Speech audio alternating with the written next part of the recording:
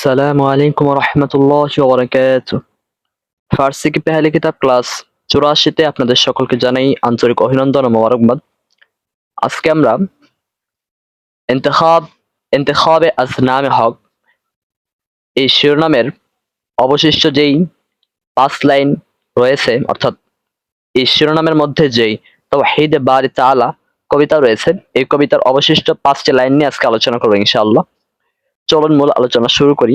সকল স্ক্রিনের মধ্যে লক্ষ্য করুন, দেখবেন দেওয়া রয়েছে দাদ মারা কিতাব তা খানে। এতটুকুর অর্থ হলো তিনি আমাদেরকে কিতাব দান করেছেন যেন আমরা তা পড়ি। দাদ অর্থ হলো তিনি দান করেছেন, মারা অর্থ হলো আমাদেরকে, কিতাব অর্থ হলো কিতাব।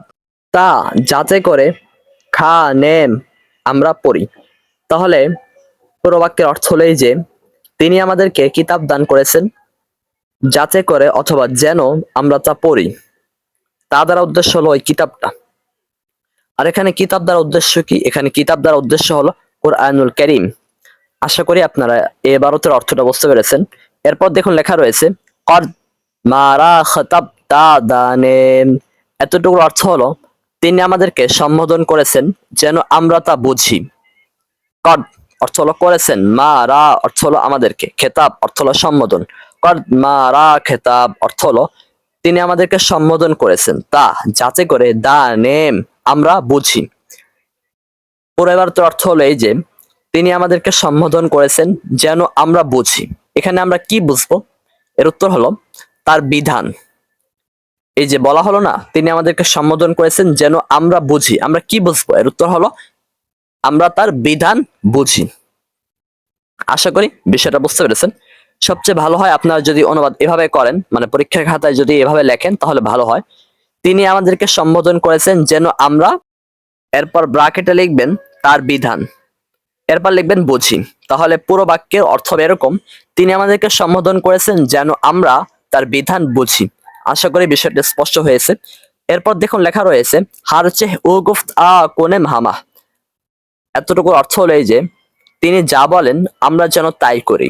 হারচে অর্থ হলো যা কিছু, ও গুফত অর্থ হলো তিনি বলেন, আ কোনেম আমরা করি, হামা অর্থ হলো সবকিছু। এখানে আমরা উদ্দেশ্য নিয়েছি তাই। আর অনুবাদের সৌন্দর্যের জন্য আমরা একটা যেন শব্দকে বৃদ্ধি করব।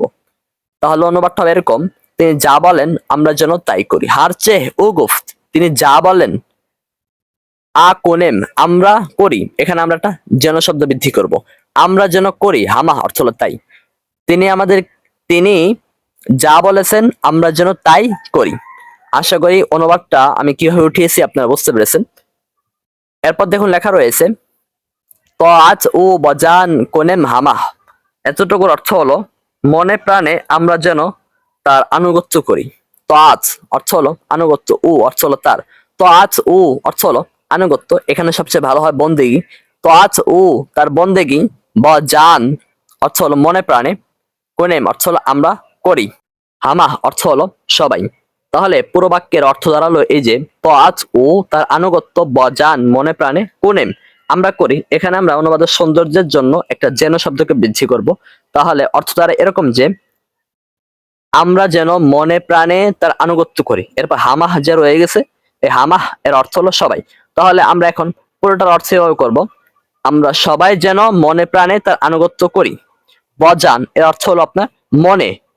আবার এই বজান এর একটা অর্থ রয়েছে মনে প্রাণে। এখানে আমরা বজান দ্বারা অর্থ নিয়েছি মনে প্রাণে। আশা করি আপনারা বুঝতে পেরেছেন।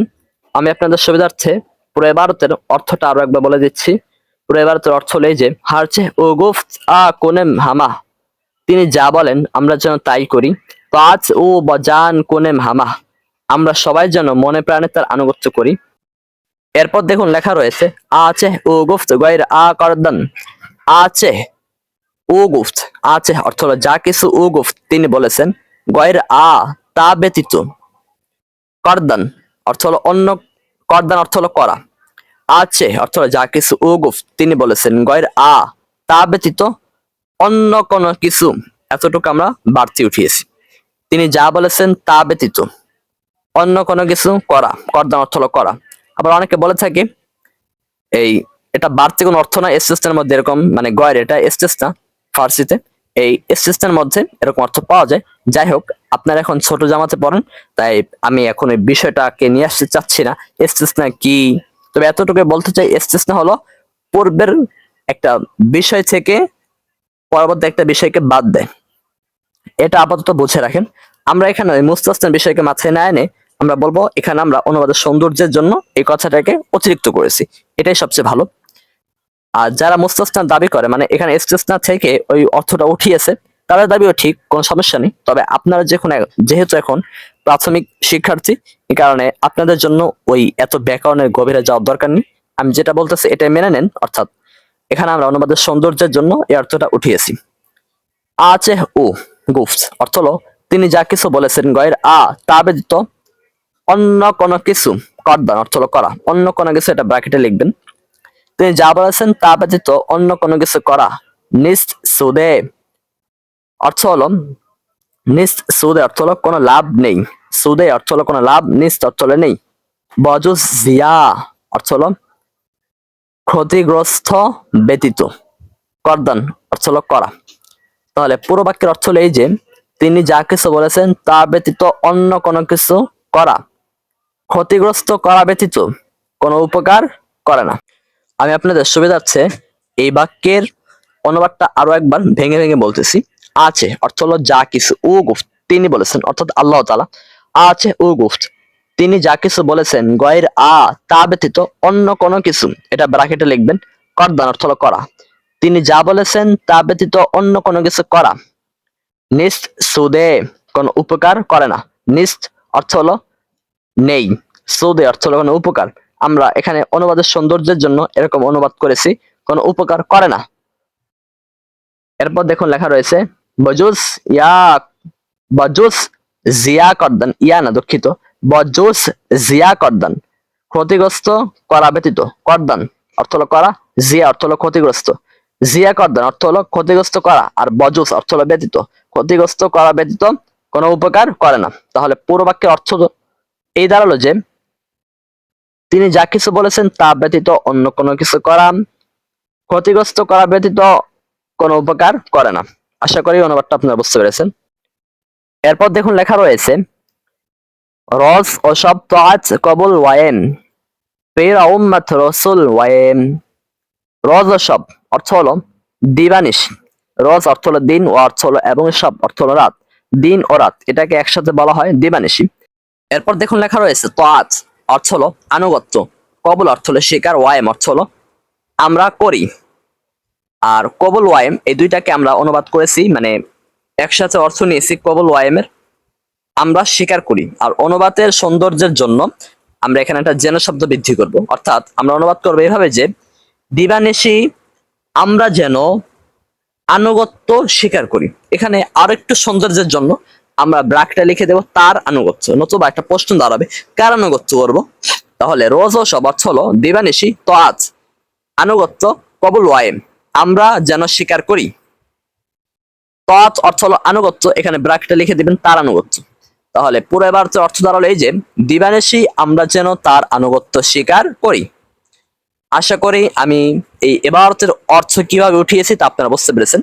এরপর দেখুন লেখা রয়েছে পের ওয়া উম্মাত রাসূল ওয়ায়েম, পীর অর্থ হলো বৃদ্ধ পুরাতন।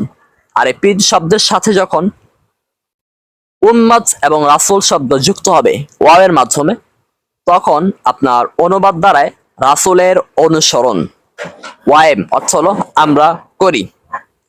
তাহলে পুরো বাক্যের অর্থ দাঁড়ালো এই যে আমরা যেন রাসূলের অনুসরণ করি।